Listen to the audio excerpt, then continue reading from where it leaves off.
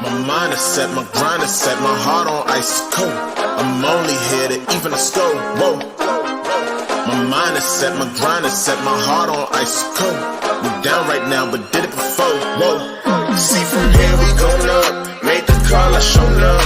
Now the game is sewn up. Say my name is blown up. We up, we up, we up, we up, we up, we up, we up, we up. See from here we going up. Made the call, I shown up. Now the game is sewn up. Say my name is blown up. We up, we up, we up, we up, we up, we up, we up, we up.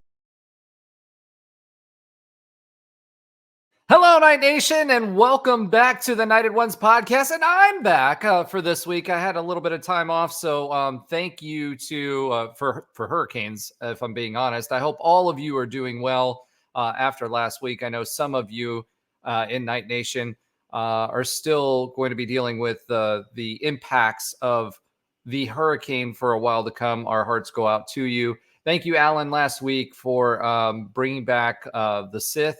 For last week. It's last week's episode, and it seems like the team was right there along with you and have gone to the dark side. So this week, though, we'll have to have we're going to have a little more lively discussion. We're going to talk a little bit back and forth about the good, the bad, the ugly, and the future. So it'll be an interesting discussion. I think all of Night Nation is having. So without further ado, this is episode number 60. As a reminder, we are the only podcast that features a former UCF national champion, who doesn't believe he is one, a former UCF radio host, an ESPN analyst and hoops player, an infamous rapper, that's infamous rapper, our resident alien or influencer and IG star. Wow, I'm out of practice. Shooting the breeze, talking UCF sports. And remember to follow us on YouTube, IG, and check out the 70-plus teams and conferences on the College Huddle, the Big 12 Huddle, 4th in Florida, and eventually, probably next year, a new stream coming to you. So that's this week. So when we start off, we'll start off with our text talk where you hear our 1,100 texts about all the horrible things that are happening at UCF. We'll talk a little bit about the game and review what has happened, what our takeaways are from this game versus the Florida game and others. We're going to be talking about UCF's offense, dive a little bit deeper on UCF's defense. Alan has written an article that I have posted on Twitter, so make sure you check that out. Have a stiff drink before you do so. We'll preview our game at Iowa State. We'll talk about some other storylines that we have going on, predictions for the upcoming week, and as always, we'll have Josh and Alan do the fun facts of the week and the sometimes funny facts of the week, along with other sports that Alan doesn't care about. All right, without further ado, let me bring back the hero of the show with new superpowers, Nobra. Hey now, what's going on? Hey now, I guess he was on time delay. His internet really hasn't been fixed. Yeah. Oh man, welcome back to the show. Good to see you. Give us that patented hair flip. There it is. All right. Yeah, we were missing that for the past few weeks. I don't know. I gotta work with Alan on that one. All right, Trey Neal, welcome to the stage. Gentlemen, who's the alien influencer? I didn't know that. I don't know who that is. Well, it's got to be Nobra because he's got the hair. It's got to be Nobra. All right. Next to the stage is Alan. Hey, I'm hoping Josh's rap song today is Phone Home by Lil Wayne. As he mentions, I am a Martian in the song. And apparently I'm an alien, so let's hear it, Josh. All right. Well, last but not least, but always last, Josh Lazar. See, I did learn a new magic trick this week, but it wasn't like a million Lil Wayne. So guess what? I can put words into your mind, okay? So by the end of this, you're going to answer what I'm going to say in this poem. There once was a man from Nantucket. Sorry, QB, he thought he could chuck it. 2 weeks in a row, poor offense would show, and week 3, we're all saying... Can't say it on this show. I didn't say it. I'm putting the words into your mind. No raps until we win a game. Oh, I'll see you next year. Yeah, see you next year. Coming off strong. Okay, I'll go limericks. Maybe I'll do a sonnet. We'll see what happens. And this is all it's all poetry. This is nothing fun. I request a haiku for next week. Sorry, listeners. No fun. I request a haiku for next week. What is it? A haiku. Haiku? That's easy. I'll see if I can make one up in the middle of this. Isn't it like 5 lines, if I remember correctly? From like grade school? Wow. That's 1 of 3. It's 1 of 3. I'll get a haiku. It's going to start with Roger doesn't know haiku. There you go. Isn't it 5 lines though? I know it's 1 of 3. So hold on, give me a second. You guys have fun. I'll throw one in. 12, 13, something like that. It's 575. Roger. So watch. Roger doesn't know haiku. 5 syllables. There you go. I think the I'll get the rest. All right. So it's been a long time since I've taken the SATs. Okay, let's. I scored well then, well enough to get into UCF and get a scholarship. So I'm good. I'm Gucci. All right. Let's talk a little bit about this Cincinnati game. So 19-13, a low-scoring affair, which actually is a good thing. And not good offensively. Obviously, the offense was offensive. But defensively, this is the second week in a row that the defense held an opponent to a relatively low score. And more importantly, Cincinnati, believe it or not, despite what they did last year, had the second best offense in the Big 12. So this was not a situation where 19 points is anything to sneeze at. The first half, they dominated. We got pressure. We got sacks. We got a lot of hurries. So we got them to turn the ball over and punt, which we haven't seen in a while. We've seen, a few different things. We got interceptions. We got turnovers early. We had a turnover and then they had a turnover. And their quarterback Sorsby was someone who had very few turnovers. So defensively, and we'll get into it in a little more detail, but not as bad as showing this week, especially when considering this was the number 2 rated offense in the Big 12. Offensively, though, we got a lot of work to do.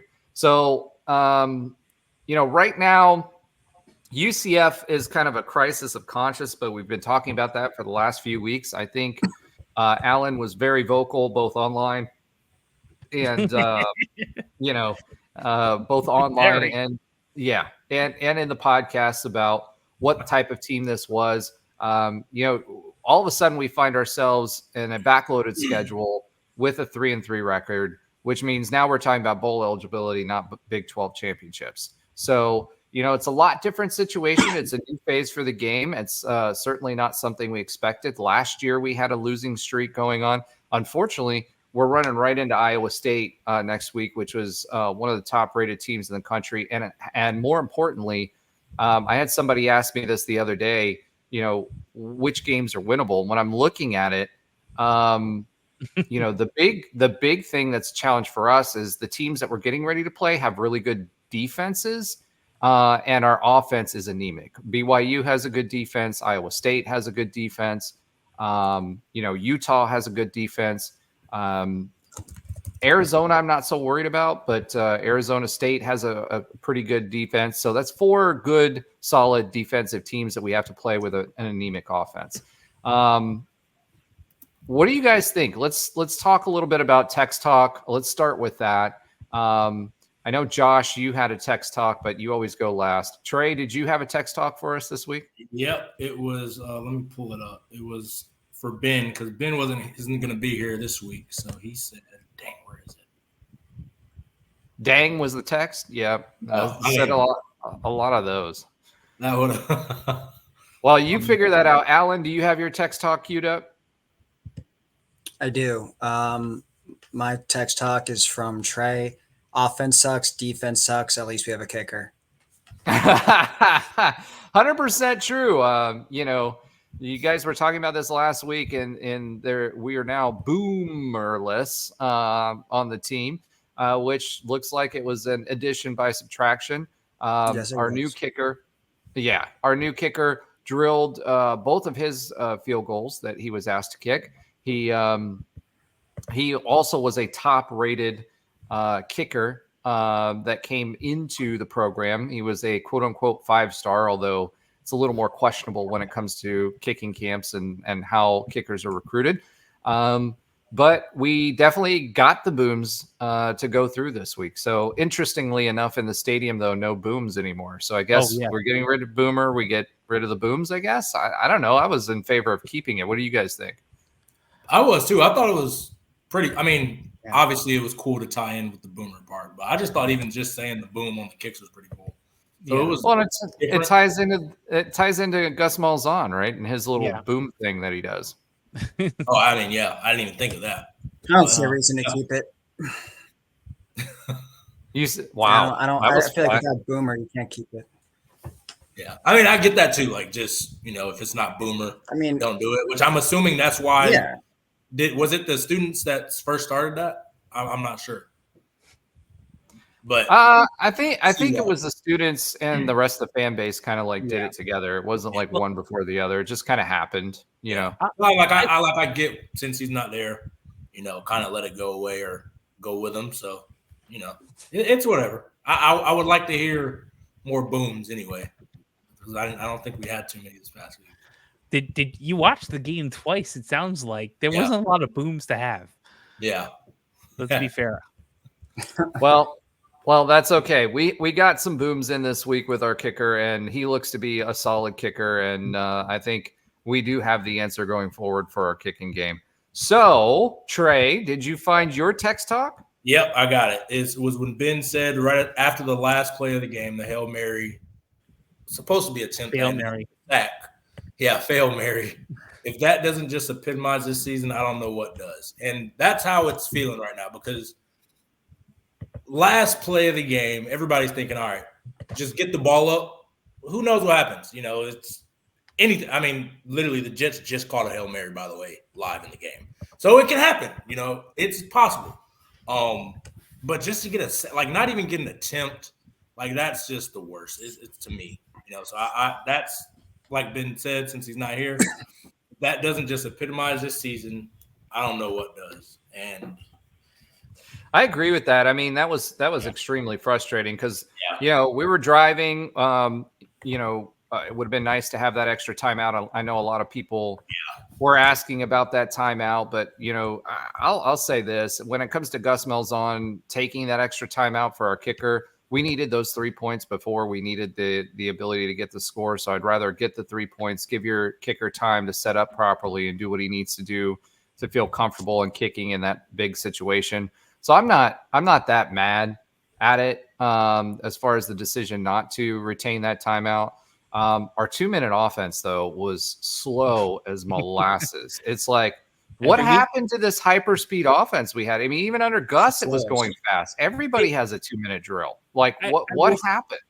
I will say this. There were parts of this game, and we talked about this on the podcast many times, where if you kept the personnel in and didn't sub, it definitely could get faster. There were times in this game, and maybe Trey can back me up on this one, where at least live, it felt like this is going a smidgen faster than it was last week. Sure. Yeah, for sure. Okay. It definitely felt that live in game. So, hindsight is 2020. If we make this change, if we made a change to a faster player, KJ is just not fast right now, right? If we made a change to a faster player earlier, I feel like we would get the effects of this. Or if he was QB1 through the summer, we would feel the effects of this. And I feel like that's now that we realize KJ isn't coming back to where he was 3 or 4 years ago, I feel like we can get there to the faster offense. We just now, it's halfway through the season and now we're putting in, round 2. So that's nothing to JB. That's really just he didn't get the full attention he probably deserved when we all saw what we saw in practice. And there's a lot of side talk, Twitter talk, what I saw. I mean, I don't know if I said it on here. The first time I watched a practice, it was early. but he threw 2 picks. KJ threw 2 picks in that practice, and I'm like, oh, geez, they were all over the middle, as I was told would possibly happen. So, anyway, I mean, even after like the first game, I mean, we blew out New Hampshire, but it looked different with JaCurri. Like, just he's a more explosive athlete. The ball jumps out of his hand, and well, and I don't think it was like looking back. I don't think it was the wrong decision to go with KJ. Like, I'm not saying that. Oh, hindsight, I mean, hindsight, of course it was, just because we essentially wasted 6 games on developing a young guy. That's like the hindsight. But with the expectations, which I think I'm gonna let you get your text off, but like I think expectations set everything. The problem that I think Alan has, we've talked about, the expectations set by Gus was we need to be competing for a Big 12 championship this year. Well, I mean, that's the problem. We paid money for that. I mean, I agree. Yeah. KJ didn't come cheap. This is no longer this is a guy transferring for a scholarship anymore, right? This is big money football. Yeah. So there are expectations, and the reason we spent that money and the NIL boost we spent the money was for that. You know, I mean, you look at somebody who recently gave UCF $5 million and blocked UCF because he got annoyed with them. Now, you did? No, I didn't. I certainly didn't give him $5 million. TG. Yeah, the Ethereum King. Yeah, I mean, we talk about that, but we also like let's look at NC State. I forgot the guy's name for the Chanticleers, but that QB was on campus, and we were all hyped up about that. And they lost to Wake Forest and Syracuse back-to-back weeks and get trounced by Tennessee, who barely got past Florida. So but they were also injured. He's been injured most of the season. So I'd take Grayson McCall right now. It was Grayson McCall. I don't know. I think Grayson McCall needs to take his bag and retire, to be honest with you, because many times he said. My question is, how many people on campus did we have a real shot at getting that would have done better than KJ? And I just don't think that answer is which version of KJ? What we thought we were buying? The one that I saw 2 years ago that played for Arkansas? Or everyone is shocked by this. Like, you couldn't. There's no world where we go back in time we don't take KJ Jefferson like that. You cannot regret that decision. He just was a bust for some odd reason. If you watch his last 4 years of playing football, no one could predict he'd play this bad. Even if he regressed slightly, it's like, okay, that's one thing. But like, he looks like he's never played Division I football before. Yeah, it's just so sad. It really is, and that's like not my text talk from Mars. I'll get to that in a second. But I have a friend of mine I reference every so often on here that's in Little Rock, and he was like. Other than he was excited about Malachi Singleton, that is a player I wish we would have kept. I sent him a text that KJ was benched. Don't know if the whole game or not. He's like, yeah, I turned in to watch him play and was like, how about that? And this is someone who's big Arkansas fan. Let me say it. I want to kind of go back to something that Trey said that ties into what you said, right? So the difference between KJ and JB, right? So KJ is a pocket passer who can run, right? His offense is designed for him to pass the ball. However, if he needs to, he can get out of bad situations, right? That's different than what JB's skill set is. He's more of what Gus actually wants and has him as an active running threat within the offense, right? Those are two different things. No, I'm serious. How do you? I agree with KJ and JB are like opposites, like you're saying. To me, it's hard for me to not think Gus wanted this offense when I saw what the offense was. Like, this offense was, KJ, you are a poor man's Cam Newton. You're a power runner. We're running a lot of not like to be it's not like a JRP. He's not a JRP runner. A lot of outside stuff, a lot of explosive runs. That's what JaCurri is, that's what a lot of this game looked more like. It looked more like last year's type of spread, get him in space. KJ's was condense it down. We're going to run the football. We're going to play physical football. You saw KJ's run versus Colorado. It's physical. He's 255, 250. That's the kind of running he's doing. But You basically got a tight end as a running back at that point. Yeah, and that's what Cam Newton was doing. He was literally running over linebackers. KJ was running over a few linebackers. Like, he's a big boy, but when you can't get the passing down, that's where you kind of, like you said, Roger, he's a pocket passer who couldn't get his passing down, and he's not a good enough runner to be dynamic, which is stagnates everything. So go ahead, Josh. Sorry. No, I mean, that's 100% true. Yeah. So I think, the other thing about all of that is that we've been running that offense the first 6 weeks plus the offseason with KJ, right? So now you've got JB coming in, and JB's a different style of quarterback that's going to change the offense up too. And he hasn't been running with the ones. I mean, from what I've heard the last 2 to 3 weeks, EJ has kind of been separating himself, and he's been playing with the ones. And Gus even said that in his presser. He said that he's been playing well with the ones, right? And that's why EJ got the start. So really, you're saying that JB is third string at that point, because KJ was number 1, EJ was number 2. So, JB has not been playing with the ones. The timing, everything else that's associated with playing with the ones, it's a completely different group. He gets thrown into this game. And I'm sure he had more prep than what he normally would have, but it's only a week, right? And I think EJ actually did really, really well. Fans were kind of surprised, but he's a 17-year-old kid, and he showed it. I mean, it was his first game. He's out there. He had the one fumble that he recovered, right? But there were several times where the game was too big for him in that moment, right? And that's going to change as you get more reps. I thought he looked, for 17 years old, he looked great.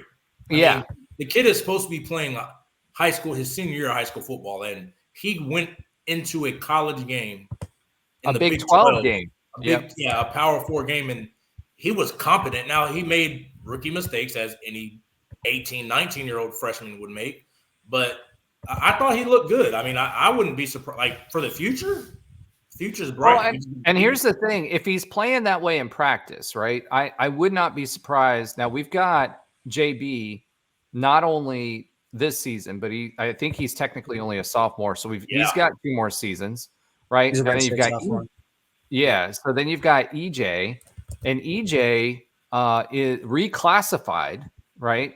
Yep. To play for us this season. So I think that was good to get a taste of it, right? And then, JB just during the game showed that he could command the offense better, and I think Gus made the right decision on riding JB for the rest of the game. With EJ though, I think that if he's already doing that well in practice, towards the end of the season, you may see more of him. Which is what we wanted, was to develop that quarterback, right? I think in Gus's mind, he understands most of the goals that we have for the season are not there, but it also gives us an ability to develop JB, because he did play for Miami. He did transfer from Miami, but he only played 1 season. He was expected to contend, and then they have Cam Ward, and he just took the reins, and he's doing really well there. So really, JB is he's got 1 season under his belt. So you're basically talking about a freshman quarterback, right? He's young, and he's got size. And that's the difference between him and EJ. I mean, JB is 6'4", 200 and some odd pounds, and EJ is significantly shorter. I think he's like 5'10", 5'11". Yeah. So more like prototypical KZ size quarterback, right? So, but he's also a guy that won multiple state championships in a row, was the MVP for the state multiple times for the state of Georgia. So he's a legit player, and he's going to grow into that. So a bright spot that came out of that for me is, I think, hey, we're finally getting that development that we were talking about. And I think with JB, as he gets a week or 2 under his belt with the ones, I think that will help us offensively as well. So I guess we're not going to get the last text talk because Josh just dropped off. So last but not least, just not last is Josh Lazar. All right, let's move on and talk a little bit of stats. One of the things that I think UCF fans have been used to, obviously, and one of the things that we hired coaches for was offense, right? Ever since the Frost era, post George O'Leary era, the idea was we want high octane offenses that are exciting to come to UCF. So we got that with Scott Frost. Obviously, we got that with Josh Heupel. Gus Malzahn, I mean, puts up a lot of yards. We ranked high last year on offense. We just didn't win the games. We lost a lot of close games, so I was expecting, better results this year. But this year's offense just hasn't done it. The red zone offense, we were talking about this before, has been pitiful. We've only got one TD in this game. We only had one last game. Do I think that'll be better in the next game? Yes. Do I think the offense will progress? Yes. But our red zone has been terrible. Kobe Hudson drops yet another one. Trent Whittemore dropped a sure TD. So there were 3 other opportunities that we had to score. That's 21 points on the board. If we score 21 points, now it's 34-19. We get a win, and this game looks a lot better. We had more yards than what Cincinnati did, just like we did against Colorado, just like we did against the Gators. So this team can move the ball. The problem is the scoring. And Trey pointed something out before the show too, is the number of drives that are stalled drives. That we started. JaCurri Brown was 13 for 20, 207 yards, 10.4 yards per play, which is good. 1 TD, 0 interceptions, 16 rushes for 84 yards. Guys, what do you think about this running game? I mean, RJ Harvey didn't get as many touches as he normally gets. Johnny Richardson, dude, bro. Yeah, bad game. Two fumbles in 6 minutes? 6 minutes. Yeah. We got the ball. We fumbled right when we were moving the ball, fumbled right before we were going to score, got the ball back, stopped them. The defense did their job, stopped them. We get the ball back. And then all of a sudden we fumble again, put them in scoring position. I mean, for Cincinnati, if you think about it, if you take that touchdown away, because they were at the 20 or 25 yard line at that point, you've got a Cincinnati team. Now, you're talking about a 12-point performance for the number 2 offense in the Big 12. The defense did its thing, but you cannot do that now. And we got 2 possessions back because we turned them over twice as well. Yep. But you can't do that. Alan, what do you think? I mean, about the running game. What was that? What do you think about the running game specifically? I think. We keep talking about bouncing into the outside and getting people out of the box, but we're not doing it. I think we tried to do that with Johnny Richardson early, and he fumbles the ball. But what do you think? I mean, the running game looked better against Cincinnati than it did against Florida, in my opinion. And statistically, it was better, a little closer to what we saw in the beginning of the year. But to me, it just feels like we played 3 defenses with a pulse, and our strongest asset on offense has not looked good. So it makes you wonder, was it ever that good? I'm not questioning how good RJ Harvey is. He's obviously amazing, but I also think it's exposed our offensive line. Our offensive line isn't good. When you Trey, I know you went back and looked at some of those games, KJ, there's a lot of times where he didn't have a lot of time to throw. I know he's not fast and elusive and can't necessarily get away from pressure, but the O-line, I saw Paul Rubelt run into Johnny Richardson against Florida. There was another time he almost tripped KJ. The O-line's been sloppy, and I think that's another thing. It's been a mosh posh of transfers at O-line that's held up okay in the last couple of years. But I mean, it's just new guy after new guy after new guy. And outside those top 5 starters, if you look at PFF and look at all the snaps, there's not a lot of other offensive linemen that are even taking snaps. It is not a deep O-line. I think that's impacting the run game, extensively. Well, the other part, to your point though, Alan, is that the center position, again, we're rotating centers injured again. Marcellus Marshall. I got space on the brain. I think it's that SpaceX landing with the chopsticks where they were actually able to catch it. I don't know why I have space on the brain, but that was pretty cool. That's why. Yeah, Marcellus Marshall, was the center first time he's played center for us. Yeah. And that happened last year too, when Caden Kittler got injured, second year in a row he's got injured, and you had, a rotating door at center. So, there's a lot of issues. The run game is still, it's not saying much, is still the strongest part of the offense. And, it was good to see Miles Montgomery back. I thought there was a lot of rumors that was going to be an extensive injury, that he was going to be out for possibly the whole season. So him coming back, and I think he's going to add a dynamic. He didn't get a lot of snaps. I think they were probably working him back in, from the injury. But I think you saw how dynamic he was in those first couple of games, regardless of the competition. So I think him getting back into the fold will be good. And now I think Johnny Richardson's in the doghouse for maybe the rest of the season, or at least quite some time, where I think they'll be able to kind of just go with the three-headed, monster, Montgomery, Boone, and RJ. But the crazy thing there in that game was why didn't Penny Boone get more playing time? I thought like they could have used a different, back just to kind of mix it up. They're already doing it with quarterback and everything else. So I thought the running game looked better, but I think the fact that we have no vertical threat is, going to shut down the run game. And if we had a semblance of a passing offense, I think you'd see the running game we saw in the first few games a lot closer to that. Well, Gus did address that, by the way, because it was asked of him in the post-game presser on why Penny Boone wasn't out there. And he said that, RJ obviously is our clear number one running back. Miles Montgomery being back, he's the clear number two. So Penny Boone's the clear number three. And Miles Montgomery was out there a few times. It just didn't make that big of a difference. But again, you had, what was it? Trey, you said it was like 9 or 10 total possessions that we had the entire game. Yeah. So versus, go ahead, Josh. I was going to say, it live in the game. I was talking with the people around me. They were eating up that clock on almost every single play, 10 seconds and under. Anytime that clock was running, they weren't giving us the possessions we needed to make it back.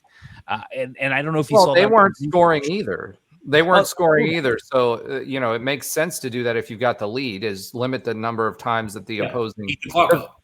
And look at the end. We got all the way to the 25, right? And we had 2 shots to get it in the end zone. One was a sack. The other one went for a few yards. So that's the right strategy. Their offense wasn't doing anything either. Yeah.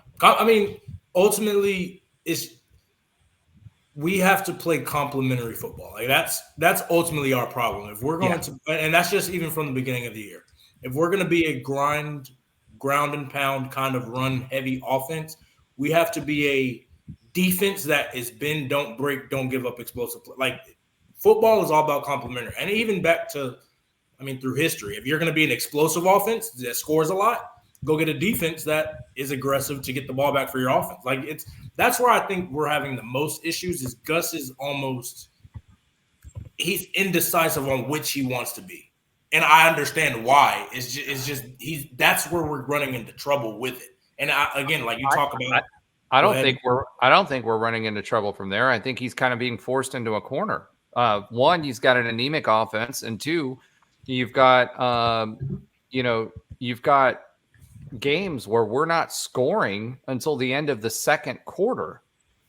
Like if you're playing from behind, you can't play the type of game that he wants to play. And if your quarterback is not connecting, whether it be because there's only one true wide receiver out there that's catching the ball and they're double teaming him, Kobe Hudson, or whether it be because your quarterback can't throw it over the middle, that's what's going to happen. The tunnel screens and things like that, I don't know why we're not seeing those, unless he just doesn't feel that he has the O-line that is versatile enough to run that. But you got to find ways to break it up. Now, we saw slants this game, right? Yep. We saw them. That's crazy though. Like how we're like we saw slants. Well, I know, but my point is that's another way to break up the box, right? And so, I'm 1,000% with you. It's just like, to me, it's like that shouldn't be the bar. Like I'm not saying that you're putting the bar there. Like I'm not saying that's what you're doing. It's just like, why are we like we saw slants this game? Like this is Power 4 football. I've been seeing slants thrown since I was in 8th grade. Like that, you know what I'm saying? Like that's not something that should be anemic for our offense to throw the ball over the middle. I don't care how bad our quarterback is. Like you have to be able to throw over the middle, or you can't play college football at the quarterback position. Even if you have to do it. And that's what it's just, at least for me, it's frustrating that our offense is really, I mean, this game we saw a little bit more of it, but it's really just throw a fade ball out to Kobe, or, it's not a good enough passing offense. It's mind blowing to me. And like you said, Roger, we saw slants this game. Like, how is that something that we're first, the most we've seen it in 6 weeks? It's pathetic. It's crazy. That's because the Gus saw the same thing I saw in practice, which is the same thing lots of other people saw in practice, which is KJ can't throw it over the middle. So you want to at least set everyone up for success, right? There's a reason we didn't do it. We feel a little more comfortable. I don't know if that's in Gus's playbook, even with JRP. I know he did it more, but I still feel like he relies on 3 plays.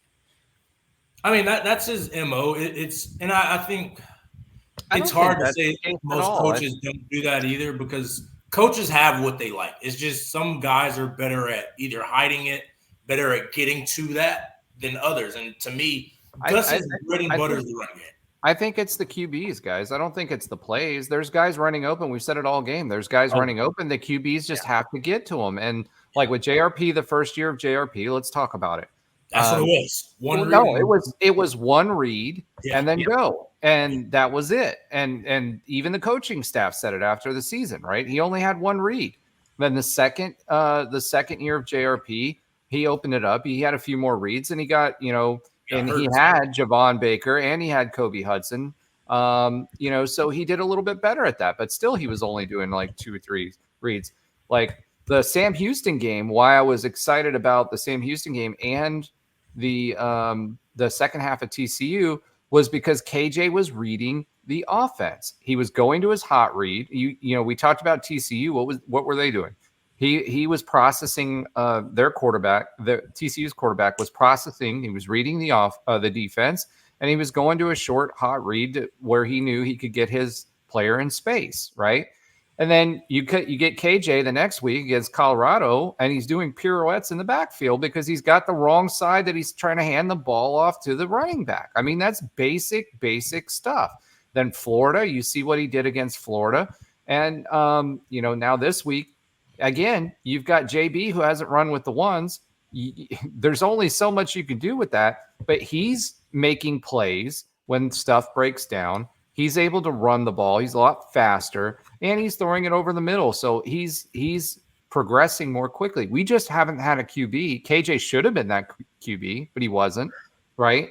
JRP had a few games before he transferred to receiver or moved to receiver, and then he transferred back to us and came back as QB. He was progressing. I saw progression in his game. He just kept getting hurt.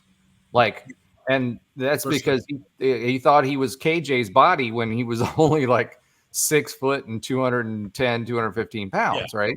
Exactly. So, and guess what? P4 football guys, I wouldn't have been, I played linebacker. If P4 football now, I wouldn't have gotten any offers. I got offers back then, but I didn't get any offer. I wouldn't get offers now. I was 5 foot 10 and a half, 5 foot 11, and right at 200 pounds, which is a lot of muscle for that frame at that time, right? Now, these guys, if you're not 6'3", 6'4", 240 pounds, you're not going to be a linebacker for UCF. Yeah, it's for sure. It's a different, it's a different game. These kids are just getting taller, bigger, stronger, faster. That's the game. So a guy like JRP, he doesn't need to take those kind of hits, which, that's a whole nother. Well, the first season, he didn't slide. He just tried to run people over. The second season, he got a little smarter with it, and then we got unlucky with Boise. Yeah. And that's the game you're going to play with mobile quarterbacks, period. When they're able to extend plays, you have to live with they can make great plays outside the pocket running, and they also are subjecting them to get hurt. It's just – we even saw it with McKenzie. For 2 years, it was like nobody could touch him. He just made play after play. Yeah, but he still got banged up. He was playing hurt. That's what I'm saying. But he still got hurt just because when you run, you're subjecting yourself to these hits. That's just a part of it.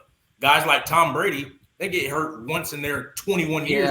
Yeah, but KZ was also, and I'll say this, I'm not trying to blame anybody. It's football, right? But he was running straight to the sideline. He knew he was going out. He didn't need to hit him low like that.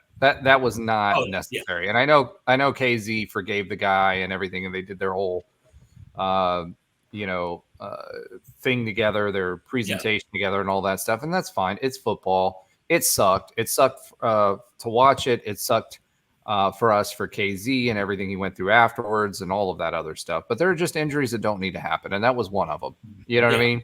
I wasn't even really speaking. I was speaking just like you said, like he played hurt. Like I saw McKenzie, he would take, just because he's defensive guys relish at the opportunity to hit the quarterback, no matter how you can do it. So like, it doesn't matter if you're KJ size, you're still going to try to get that hit in because, again, you never get to hit the quarterback. So like, you're going to have. I don't know. I wouldn't have wanted to hit KJ. That was a big mamma jamma right there. That dude coming at you, lowering his shoulder and his head. I would not want to try to tackle KJ Jefferson. But like, it's just I guess like you're subjecting yourself to these types of injuries, these types of plays, but you also get the upside of it. So like, I don't have a problem with it. It's just I don't know. It's you can't just like JaCurri Brown, to me, he is a run quarterback first who can throw.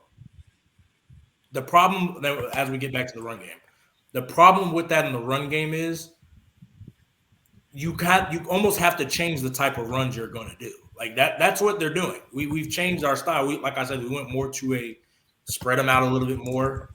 I don't know if Roger's frozen on y'all's end or not. Oh no, I'm just listening intently to you. Yeah, I just think that, speaking to Alan saying the run game, like it's going to take some time because for 6 weeks we've been one style of running time, kind of running the football.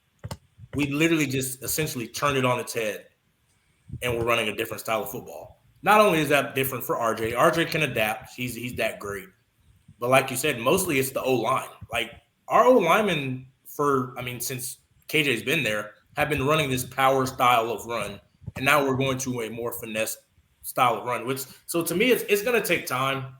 I just don't know if we have time, and that's what sucks about it. We would have had the time if we would have squeaked out one of these two previous wins. Like you don't lose the fan base if you beat Colorado. A bunch of stuff fell apart, but you win UF and even lose Cincinnati, and the fan base feels a smidgen different. If you beat UF, I could have honestly looked at the season and been fine with the whole season. Yeah, from just that win. Like not saying that's our Super Bowl, but like that could have carried us. And then we're talking, like, we'll get into it a little bit later, like Alan and how he sees the outlook of the program. That's the kind of win that, like I was saying at the beginning of the year, that's the biggest game of the season. I don't care if we're ranked, if we're 0-5, I don't care if they're 0-5. That's the biggest game of the season because of the ramifications for the program. And I agree with you, Josh. I think just one win, we look at it a little bit different, but I went back and watched the last 4 games, and I charted them, kind of like what I would do when I played. Our offense is just to tell you about Roger talked about it. We had 10 drives versus Cincinnati. Cincy, we played pretty good, but we had 3 plays, 4 yards, 4 plays, 13 yards, 3 plays, 7 yards, 7 plays, 40 yards, like 8 plays, 36 yards. We can't have that. We have to be positive, even if it's just for the sense of field position. And Coach O'Leary was huge on that. But at the end of the day, you can't rely on the running game either. I mean, how many third and ones and 4th and ones did we get shut down? I mean, look at UF. A lot. If you can't win a 3rd and 1, then you have big issues up front. Just the mentality of the team. Like that's your bread and butter. That's the identity of your team, in my opinion. When it's 3rd and 1, 4th and 1, if you can't get 1 yard, you can't win games. You're not going to beat teams if you can't do that consistently. You got to do that, and you got to shut down 3rd downs. Those are the 2 big stats. When I was running stats for Nightline, that was one of the biggest stats and indicators. If we were at 30 to 40% allowing them 30 to 40%, anywhere in that window, we were winning games. Still, even we were 9 of 6 forever though. Yeah, but football. we allowed 9 conversions on third down this game, right? It's been a problem all year. Huh? It's been a problem all year, the third downs. Oh, I agree. But even then, we still only allowed 19 points. Yeah. So the defense did enough. The first half defense was really good. Like, you watch that defense, we were getting pressure, everything, but we were stacking the box. So what did Cincinnati do? If you go back to our text talk, what did I do after the first possession of Cincinnati? As like, they made adjustments. And what did they do? They went back and they spread us out a little bit and started hitting us with the dink and dunk stuff. Yep. Because we play so soft coverage. We don't play aggressive at DB. We don't play an aggressive style with our DBs. We don't play bump and run like we've seen in the past. We don't play press man. We don't play any of that kind of stuff. Which that's what takes away dink and dunks. Even if you run it, that pressing slows down the timing of the play. Exactly. That's a half a second, and that's a completion to an incompletion. Like, that's the difference. Now, the con of it is if you don't have guys that can do it, you can get beat quickly too. Like, and that's where it blows my mind that in the state of Florida, we can't find guys who can run just man and cover. That's all it is down here, from Miami all the way up to the state line. That's all. Like, we should be able to find plenty of guys who can run all day. That's what they do down there. So it blows my mind we can't do it. Like, it's crazy to me that we don't do it. I don't know if it's the players guy. I know they can do it. I don't know why we don't. It's crazy to me. Well, here's some positives. Jamal Johnson had a sack this game. Isaiah Nixon had a sack. He had a great game. He was really good. Yeah. Nigel Kelly had 1.5 sacks, and Pierre had 1.5 sacks as well. So all these sacks that we've been waiting on, we finally sacked up and got them. So if we want to talk rushing, UCF 196 yards rushing, Cincinnati 97. We outgained them on the rush. We could stop. This defense has been able to stop the run pretty much all season long. Where we've struggled is the pass and the dink and dunk stuff. So there's strengths and weaknesses to every team.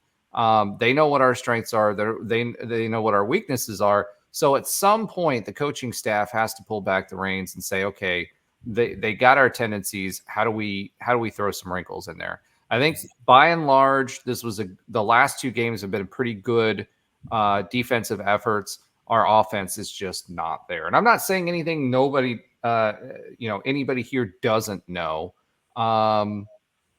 But that's the thing. But the big things that came out of this game, UCF finally benches KJ Jefferson.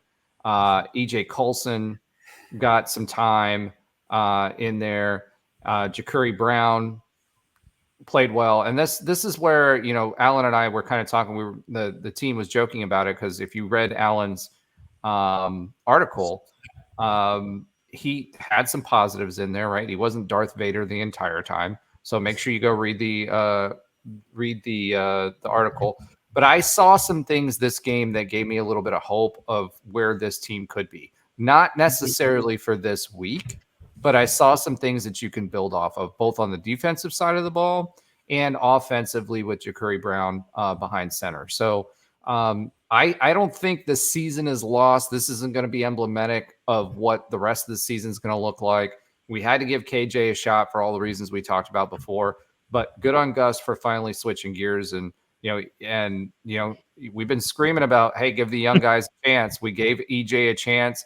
He didn't look bad. He just looked young and inexperienced. And JB is a little bit further along than what EJ is from the looks of it. And that's okay. That's expected. Yeah, that should be expected. Alan, what did you think about what do you think we have to do going forward with the young guys? I know you've been talking a lot about the young guys. What do you expect to see? I'm thinking Burdell, those kind of guys that are kind of waiting in the wings. What do you think we need to do? And is this the time to start sprinkling in a little bit more? Well, first of all, I do, whether Gus was listening to his own mind or the fans or whomever, I do commend him for trying out some of the young guys. I mean, everyone's. Hold on. Did you just say if Gus was listening to his own mind? Yeah, because I don't know if he was listening to himself or he was just listening to the pressure cooker. That was great. Like, yeah, does Gus have his own thoughts, or is he just listening to the fan base? Well, yeah. Was this an idea that was genesis of his brain, or was it just all the pressure that he's hearing or whatever? But it was good to see it, and we talk about what's the point of having all these 4 stars if you never play, when you just completely only want to play your transfer guys, and I get the appeal of that, but I do think some of these young guys have earned playing time for the rest of the season, and I do think they will play the rest of the season. First of all, we see Chasen Johnson, DB, is now a fixture in the lineup. He's going to play. Even our DC mentioned that Ted Roof said that he has earned playing time. What he's done in practice and in the games has earned him playing time. You're seeing Ziri Alexander, who's just a true sophomore, getting more and more reps each game. Isaiah Nixon has been playing more. Jamal Johnson, who got a sack in the game or a tackle for loss, one of the two, I think it was a tackle for loss, got more playing time. So these guys are getting more playing time. Obviously, JaCurri Brown and EJ Colson as well. So I do think you're going to start seeing it more, because at this point, I don't think there's a ton to lose by doing it. I don't think they can play much worse unless you're just talking about, pulling RJ and Kobe and some of the best players, which isn't going to happen. So I do think, and I think it was a really good idea, because you're seeing what you have and they're producing. I mean, I talked about it last week on the show. 3 of the top 4 guys in the PFF on defense last week were sophomores or younger. This week you had 2 of the top 5 on the PFF were sophomores or freshmen. So yes, they may be playing a little bit less snaps, but they're still producing when they do get that playing time. So overall, I was pleased. I thought that was actually one of the positives of the game. And I think, the one other kind of big positive I took away is, obviously the defense has played, I think, a lot better. That was something that's come out of it. But I finally feel good that Gus feels like he's committing to something, and that something is we're seeing the first time that he's ever really committed to change. Normally he's not a guy that's going to pull the quarterback mid-season. Nonetheless, a hand-picked quarterback that's the second coming of Cam Newton that he praised all offseason. The fact that he not just him, the media did too. Agree. They all said that. Yeah. And, everyone says, handmade for Gus's offense, all this stuff. So for him to make that change, I thought was really big. And him talking about other changes, and even Tim Harris Jr. last week talking about they're going to bring in new ripples. And I mean, the fact that you saw slants, I know it's ridiculous. It was 6 weeks in, but it was good to see them focus on a new identity somewhat in some facets of the game, whether it's new personnel, new elements to the playbook, things like that. So it gives me a little hope that they'll play better. And watching JaCurri was, from what I've seen the last 5 weeks out of KJ, that was legitimately exciting, to see a guy that can get it done on the ground and in the air, and bring back some of that excitement of big plays, even though the offense still only scored 13 points and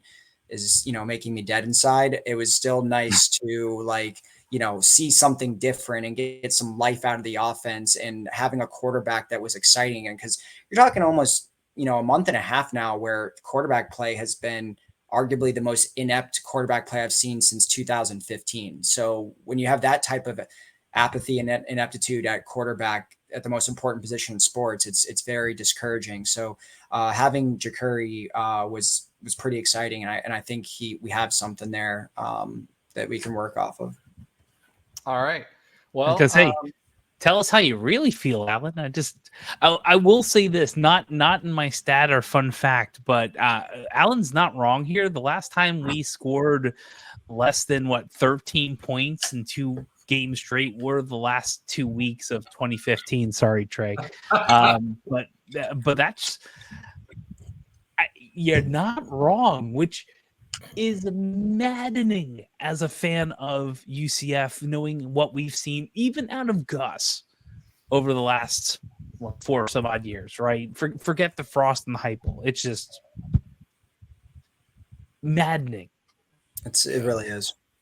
Yeah, I think the biggest thing is, like I said, that's been our brand of football and expectation for a long time. And Gus, I think, Alan, you said it best. I never felt like if we were down one score that we were out of a game. But I think the fan base is at this point feels like, hey, we may be out of the game after them going up one score. Like we have to get up in the game earlier. It feels like we have no chance.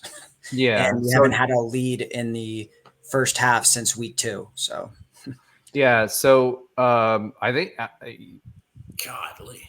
yeah, it's been a little nuts on the scoring end of the football. Yeah.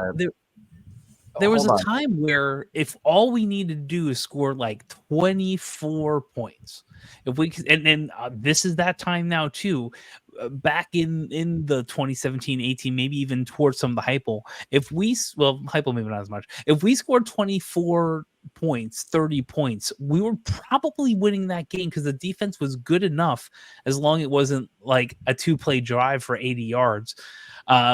We had the defense enough to hold them enough to win on scoring points. And honestly, 24 points would have been good for a couple last games too. It's just that expectation, Roger. I think, I wouldn't even say you're downplaying it, but I feel like this is part of the problem that all of us who are diehard fans are seeing online, maybe even offline, where no one's expecting this from a Gus-led team. It just makes no sense. All right. So Josh is on the bring back Randy Shannon and second half Randy defense train. So defense. Jeez. Defense, offense, JaCurri Brown, PFF scored him at an 80.3. He had a pretty good game. Defense gets a 70.5, third best performance of the season, which is notable because people are like downplaying Cincy, but I'm going to say it again, second best offense in the Big 12, and they pretty much shut him down. Jamal Johnson also did really well on PFF, 71.8, which is exciting. But 2 TDs and 26 points in the last 2 games, you're not going to win a lot of games. So I think the defense is trending well. We just need to get the quarterback situation figured out. If we can get them, because even the running, we mentioned the O-line, but the PFF scores for the running game for the O-line have actually not been bad. It's been the pass blocking that's been troublesome. And when you have someone who's used to being a quarterback who sits in the pocket and then makes plays happen when they settle down, that's not a good mix. You had JRP who made plays happen with his feet, and I think with Brown you have the ability to do that. We just I just hope he doesn't take off any of our receivers' hands with those lasers he's throwing over the middle, because there was some lasers. Justin Holman style. Yeah, that was one difference that I've noticed, like even just when I was playing. Like we could have these changes when I played, and you'd get, a game or 2 to kind of warm up. You'd get to play a tempo. Not saying that's a horrible program, but at the time when I was playing, they weren't that good. So you could get like an issue like this where JaCurri can come in and you can get, kind of warm, get back into the flow. Hey, hold on. That was the Matt Rule Temple years, and they actually weren't bad then. I mean, they pushed y'all, the 2017 team, not the 2017. We destroyed them. 2016 they beat us. Yeah. They want to share the conference championship in 2016 or 15, one of those. Yeah, but like just like, I guess, just speaking to like the conference, like the AAC, as great as it was because of us,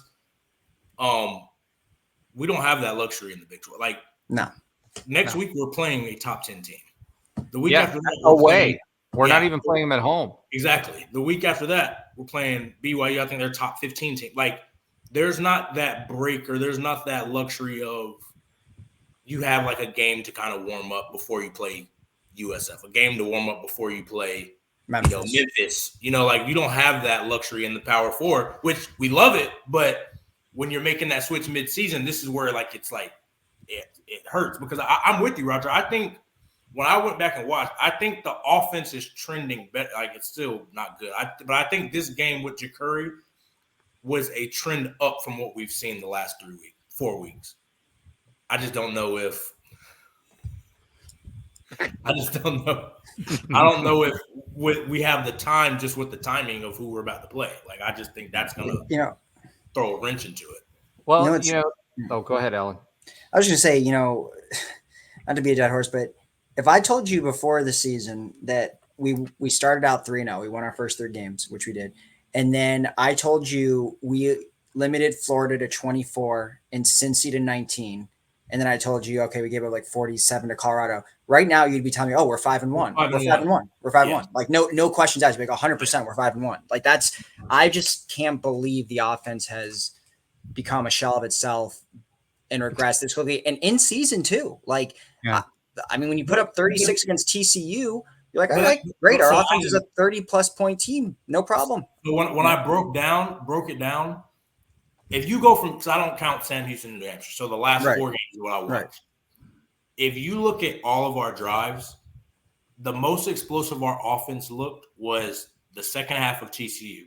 Outside of that, we've been a bottom 15 offense. That's what I'm saying. Their aggression from that game this quickly in 3 weeks is insane. But I mean, even the first half of TCU, we were a middling offense. Yeah. It was just like, it's almost like it's crazy, but that second half, like, almost brainwashed everybody to it did. I just never. I cannot believe we're struggling. Well, it was less about brainwashing. It was more like, okay, that's what we expected to see. It's fine. We almost thought we turned the corner. Yeah. Which actually, you know what, Roger? That was a fair thing to think. Maybe we just turned the corner, but we actually. That looking back now is just that was a anomaly. Sadly. I just can't believe that it's gotten this bad on offense. Like, I've never seen. It feels like it's been. I mean, part of it is my style of the day. And I'll go over it, but it's like we haven't had an offense this bad, and so it's just with the personnel and the players that we have, it just doesn't. I still can't compute it. Like, I know there's certain reasons why, but like when you talk about the skill talent that we have, it's unbelievable to me that we're struggling to score even one touchdown. Like, I mean. Like it's just like I can't compute that considering like. Well, and it's not that we aren't in position to score them either. What? It is. Yeah. It's not like we're not in position to score them. Yeah. I mean, we've been in the red. We're getting yards. We've got plenty of red zone trips. We just cannot figure out how to get in the red zone. I mean, I feel unless we're 1 yard away, I'm if we're anywhere in the red zone. If we're 1 yard away, we get pushed back 3 yards on that last game. So yeah, and a lot of us kind of loop around this, and this is the just insane part of this. We're all looping around the fact that we haven't seen something like this since 2015. Yeah. Well, you're looping around because you've said this like 3 times now, so you're on a loop. I'm not the only one. We're talking about things that haven't happened in a decade, and do I think it's going to change? I actually do think it might change a little bit, but I don't think the wheels are going to come so far off right now that we have no shot in any other game the rest of the season. That's kind of what happened then. So, Josh, have you got the ring, the bell ring, boxing ring thing queued up? Oh, yeah. Well, I mean, you could have put that in the chat, sir. I mean, come on. You said you had it ready. Let's see if it works. All right, it works. All right, it works. So, Alan, here's what we're gonna do. I want you to go through your article. So, bring your article up, and we're gonna do point counterpoint. So, you and I are gonna do point counterpoint. I'm gonna try to be the positive one, and you be yourself.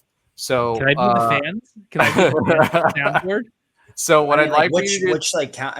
I mean, like it's whatever point you want to make. Like, you made a lot of points. That was a long article and a very well written one, by the way. For those of you, no matter where you sit on the spectrum here of the team, make sure that you read the article because Alan really put together a good one. So, Alan, do you have your Yeah. Do you have your stuff queued up? Okay. I mean, cool. yeah. I mean, I guess the introduction was just talking about how we thought the season would go, and quite literally, none of it has happened. We're essentially out of the conference race 6 weeks into the season, which All right, ding it right there.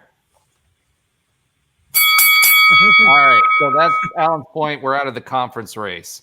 So, Utah and Oklahoma State and a few others that we thought were out of the conference race, they've got 2 losses each. So if this offense finds its footing, the defense is showing it can do things.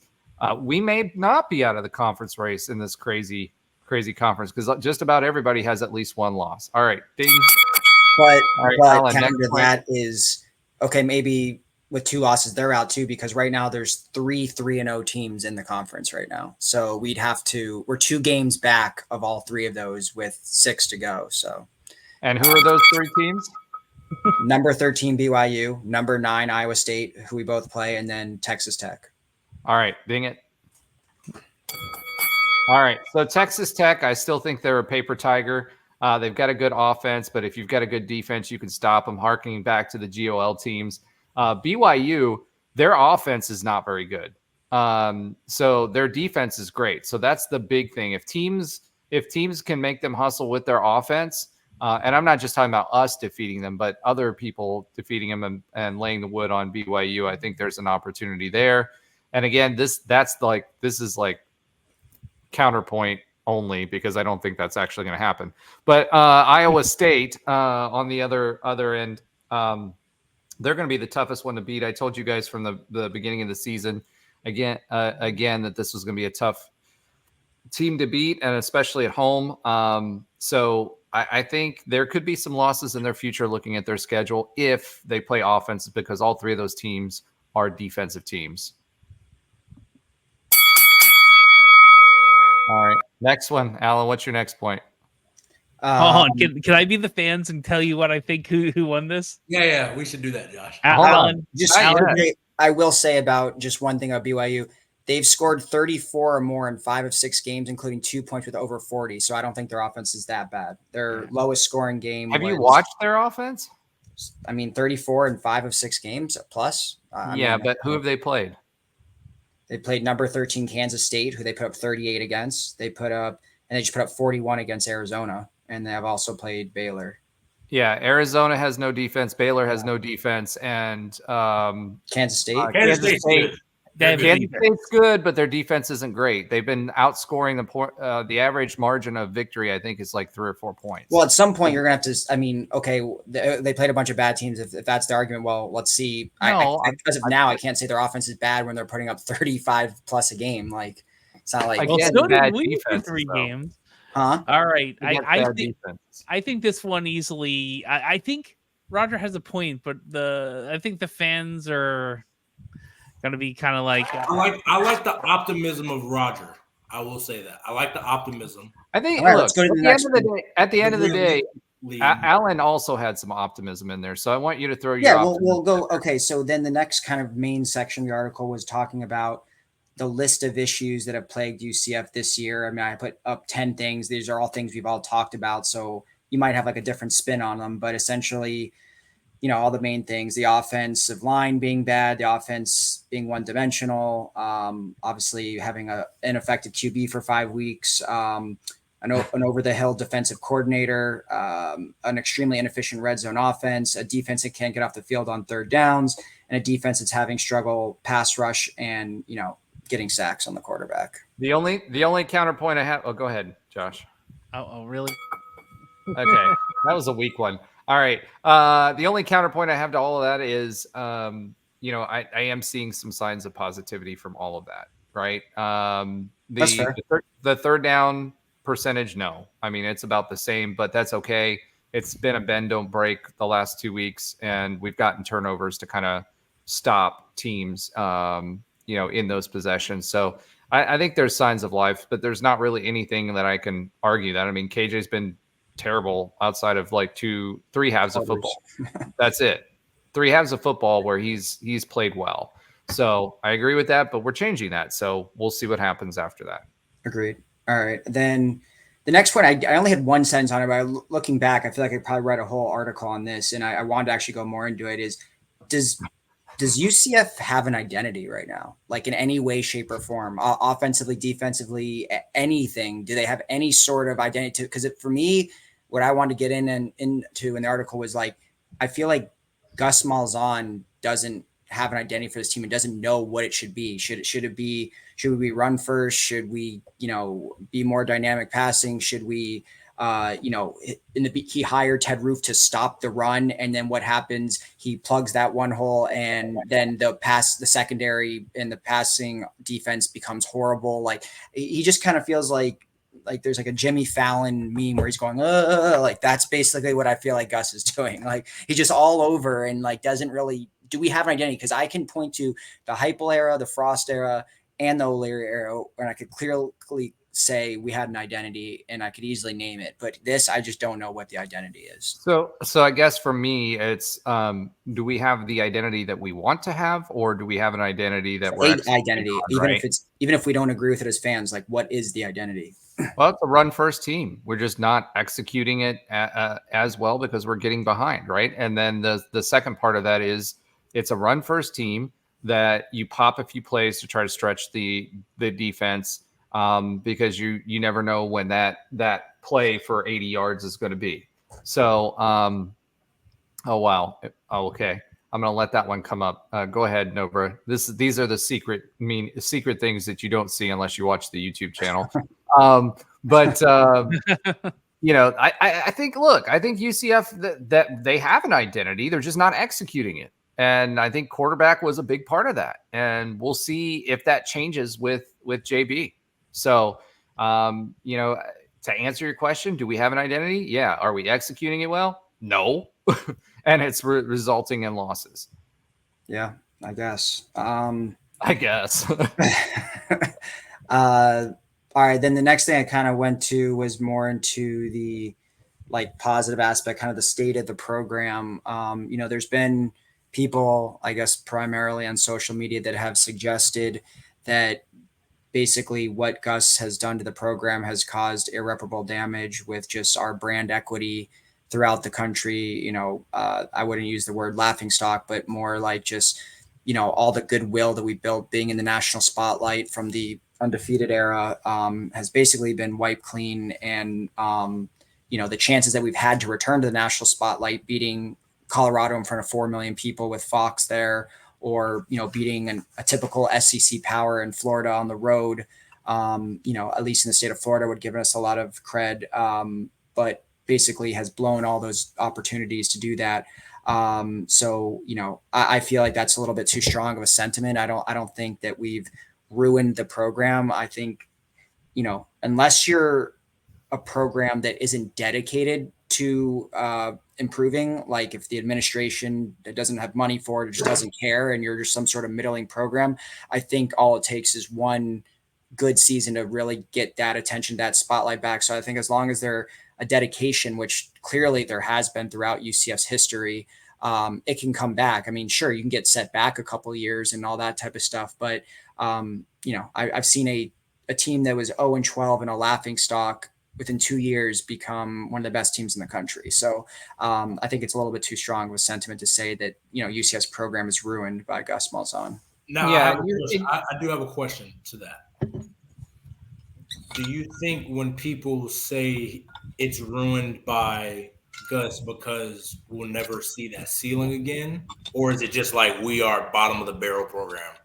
Like, what do you mean by that? So I think that's two different things. I think it's also two different perspectives. There's a fan perspective that's going through the emotion of an expectations plummet, right? It's like, all right, I'm going to go and, I've got the best Christmas gift ever I'm expecting because I asked for my new PS5 and then I got a sock. You know what I mean? It's kind of that kind of sock process. Happy Hanukkah. I got socks. Yay. That's kind of what a knitted sweater. Alan's laughing. Alan's laughing, and I know why Alan's laughing. So, but that's what I think it is, right? And I think internally within the fan base, that's what we're seeing. I think Gus hyped it up too. I think Gus hyped it up too. I mean, we were all expecting. Yes. We all called it. You know what I mean? And again, we had every reason to. Everybody saw what KJ Jefferson. Hold on. We all saw what KJ Jefferson was capable of, and we saw the turd sandwich that we got over here, right? That being said, the second part of it is, I think nationally, what I've seen, and I'm part of becoming a P4 program, and to Alan's point, to add on to Alan's point too, about the about the fact that there is still a commitment to excellence here, right? Now, whether we have the right stewardship in place, that's a whole nother question, right? That being said, I think the commitment from the fans, the program, and everybody else, the fact that everybody's so angry about this tells you everything you need to know about whether this program will survive as a program and as brand internally. And then externally, I think there's expectations. Last year, we had a marginal year. We had a lot of close losses. And guess what the national media was saying? Hey, UCF's the best out of the people that have moved, right? And so now I think, and Alan mentioned this in the article too, if you look at the records of the teams that move up to the P5, there's a sophomore slump. And so I think nationally people are looking at UCF and everything I've heard them say is like, this is not what we expect out of a UCF team, which means if there's expectations there, then you haven't lost the brand. It's not like they're looking at us and saying, hey, look, this team's never going to go anywhere. It's like, hey, this is an off couple seasons for UCF, and we expect them to get better. So I don't think nationally the brand is tarnished. I do think expectations are tarnished. I mean, you look at even ESPN's FPI, we're underperforming what we should be doing. Every game this season, including Iowa State up until this week, we were favored in. We're favored against UF on the road. Yeah. Yeah, exactly. Every game we were favored in. So the expectations for this team are higher than what they're executing. And I think that we're feeling it harder as a fan base because our expectations and it's our team and we're the ones repping the black and gold and all that pent up energy about finally making it to the P4 and being a real program. And that's what you're feeling right now. That's what I think. I think the rest of the national media are like, okay, no, are we relevant to the point where, every weekend we're being talked about in the top 10 or top 25? No, we're not. But guess what?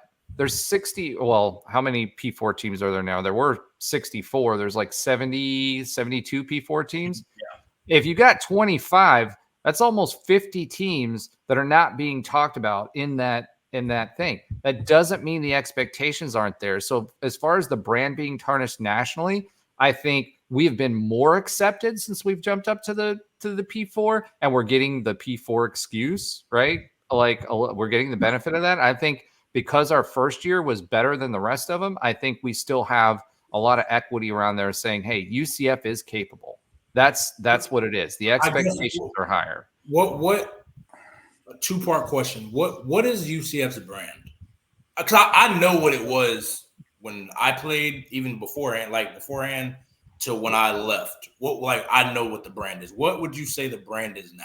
I think it's an up and coming program is still the brand. We're an up and coming program that has a lot of potential. And I don't think that's changed. I think it's been slowed down by what Gus has done over 4 years, but that to me is still because we haven't hit there's still a lot more that UCF can accomplish. And every stage of our growth has continued to happen in a nice, bucket of time. Let's keep going. Yeah. By decade by decade. 8 year cycles. That's what it's been. 8 year cycles. And yeah. And I still think that is our reputation because until you either win a national championship or you've been so long in the P4 with basically no success, then we're still going to be that up and coming program. I still think that's our brand right now, which is a fine place to be in my opinion. The other part is to that. Do we think, because I talked about this last year. I remember during basketball season, ask me, we got to go back and I'll find it. But I remember ask me 12 months from now, what are we saying about Gus if we are underperform XYZ? Because he's on the hot seat.